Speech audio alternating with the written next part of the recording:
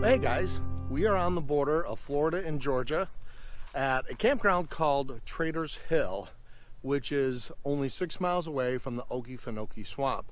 We are guiding some guests on a 2-night, 3-day paddle through the Okefenokee Swamp, and we're very, very excited. Traders Hill Campground is really cool because it's very historical. It's also an RV park, small one.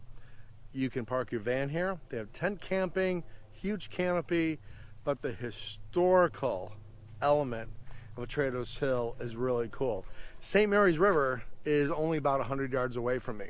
And the Spaniards used to come up through St. Mary's River and trade with the locals here, thus Traders Hill. And it's probably one of the oldest county campgrounds, I would think, in Georgia. And it's absolutely beautiful with the live oak trees that are hundreds of years old, with the Spanish moss coming down. It's really a beautiful area. So anyway, Ariana is over here with her guests. She's kind of doing a pack shakedown for the kayak trip, and we're gonna cook tonight. We're gonna have a little fire at the campground, but it is an amazing place. In fact, I'm gonna make sure I add Traders Hill to the Campendium app because it's only $10 to camp here for the night. And it's definitely worth it. The beauty of Traders Hill, the quietness, the tranquility is absolutely fine. Did I mention they have hot showers here? Yeah, they have, I mean, they're not the cleanest bathrooms in the world, but for a hot shower, it's good enough. So Traders Hill has a 30 amp service for RVs. There's not a lot of RV parking. It's not a big area, but it's a beautiful area. The bathrooms they are kind of working on the bathrooms a little bit, but again, hot showers, can't go wrong with hot showers. They've got a huge picnic area, and then they've got tent camping that's in the back, and then they have a little parking area right here next to tent camping where they have van parking. So they are charging us $10 a night to park the van where we set up for our kayak trip, and then when we return from the Okefenokee, we'll come out here again and rewind and take a hot shower. Okefenokee Adventures is only about 4 or 5 miles away, very easy to get to, and that's where we're going to be going to catch our shuttle to Kingfisher Landing tomorrow, that's where we're going to put into the Okefenokee Swamp. Okay, so it's about 8 o'clock. We're packing up. We're going to get shuttled to Kingfisher. It is an absolutely beautiful day. The temperature is going to be about 83, so the swamp is going to be warm. A lot of gators are going to be out sunning. Looks like we're going to have full sun. We do have thunderstorms rolling in tonight, though, so it should be really interesting in the swamp under thunderstorm. But yeah, we're here. Cannot wait. We're at the Okefenokee. Really, this is the hub of if you want to paddle in the Okefenokee. They've got a gift shop. They've got the ranger station that's here that you can pick up your permits in the morning time. You can get your permits online and then just pick them up on your way in. The ranger station, Okefenokee Adventures, the shuttle, everything is right here in the beginning of the canal. Now, we normally start in the canal, but this time we're going way out to Kingfisher on the north end of the swamp to do the north end of the trail. So yeah, I can't wait. Should be fun.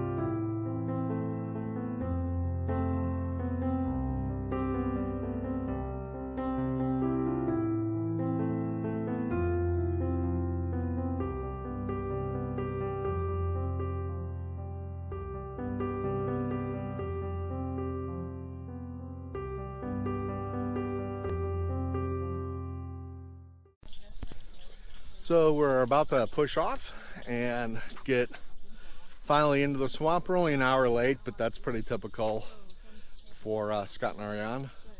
So yeah, we've got, I think, enough gear to be out here for a week. We're only going to be out here for 2 nights, but yeah, that's what it's all about, having fun and enjoying enjoying the paddle. So here we go.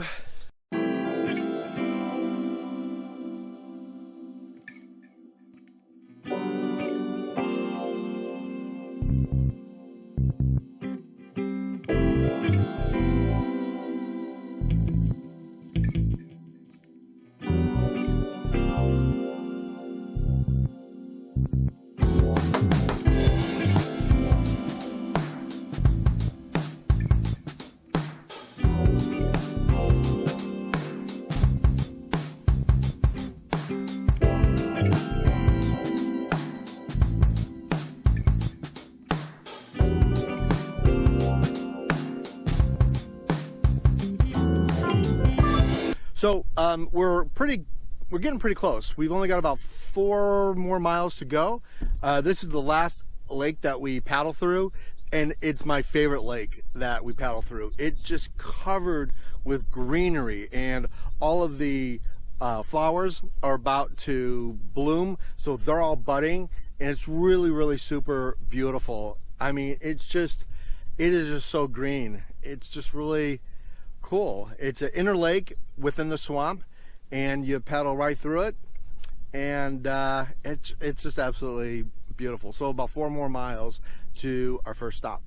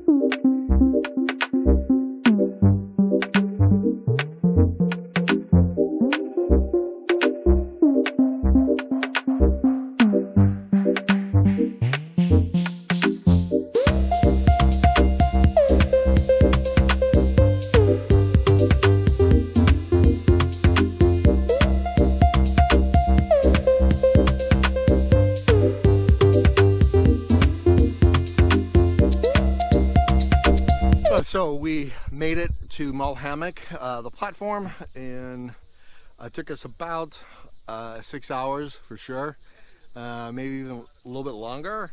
It was a good paddle. It's really changed. The last time we were here on this route, it was January, and a lot of the lily pads weren't here, but it's a lot of lily pad. It's like paddling in cabbage, and made it a little bit tougher for that last mile. But all in all, it was a great paddle, great day. Beautiful weather, was in the 80s, had a great time. Now we're, I think we're gonna have some libations, and I think we're just gonna chill out for the night. Go! I'm trying. He's coming! He's coming! He's coming! Tell me when it's lit. It's not going so well. Any minute. It's not going so well. He's gonna see. There we go. Okay. Oh, Happy birthday to you. Happy birthday to you. Happy birthday, dear Jim. Happy birthday to you. And many more on Channel 4. Okay. Hold on, let's try and get this. Oh, ow! Nah, I don't want a girl who's too good looking. If I ever lost her, I might grieve. I don't want a girl with too much education. Simple conversation's all I need. So we are taking off from Mull Hammock today. The weather is wonderful. There's just enough chill in the air to make it really comfortable for kayaking. We are headed 8 miles down south towards Big Water, This is actually one of my favorite sections of the swamp because you go through the oldest of the cypress forests. There's a lot of burn that has happened, but it was untouched. When you get right before big water, there's this entire section that's just like completely untouched from the fires, and it's so stunning because it's the oldest of the oldest cypress trees in the forest, and can't wait.